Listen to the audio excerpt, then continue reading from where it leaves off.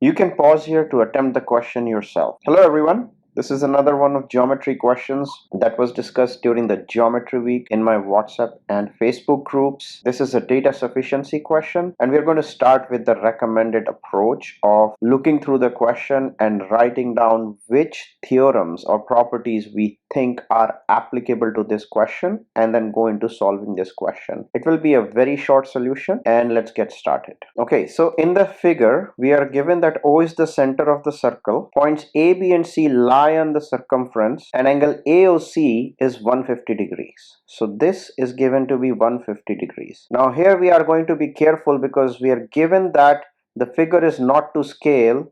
So we will be very careful on how we make any kind of assumptions. Even though AB and AC look kind of equal, we are not going to make an assumption and consider them equal and anything like that. We are going to just focus on the facts and go from the facts that are explicitly given without making any assumptions at this point. And finally, we are asked what is the value of CAB, which is this angle. So let's start first by writing down the properties we are likely going to need to solve this question, and then we are going to jump into the statements. The first property we are going to use is very simple and straightforward one, which is sum of the angles in a triangle equals 180 degrees. The second property we are going to use is that the central angle subtended by an arc is double the angle subtended on the circumference. What that translates to is angle ABC would be half of angle AOC, which means this would be 75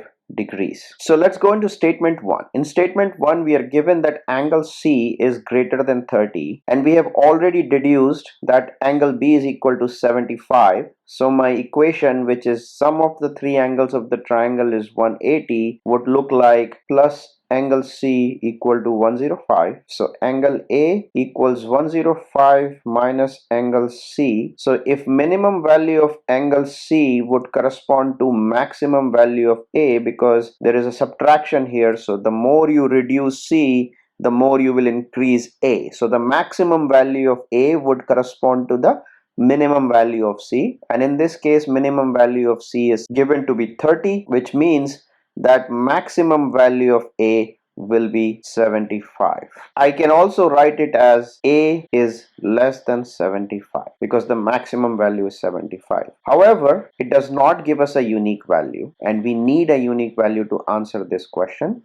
What is the value of angle CAB? So statement 1 is insufficient. Let's take statement number 2. In statement number 2, we are given that angle A, which is same as CAB or BAC, greater than 30. We already know that angle B equal to 75, and all this is giving us is this information that angle A is greater than 30, but not a unique value of A. So even this is insufficient. When you combine the two statements, you get a range for angle A, which is 30 and 75.